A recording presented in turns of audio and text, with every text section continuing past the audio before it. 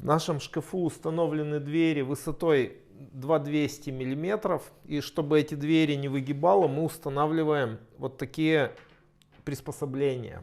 Значит, это обыкновенная шпилька М6. Сделан предварительно паз. Сделаны вот такие закладные. Они напечатаны на 3D принтере. И вот она сюда вкладывается. После этого винтами шпилька натягивается. Натягивается как струна, и дверь становится абсолютно прямой. После этого мы ее закрываем вот этой декоративной крышкой и закрываем такими заглушками. Вот такие получаются гайки, которыми мы шпильку натягиваем, и все это закрывается. Заглушки тоже напечатаны на 3D принтере.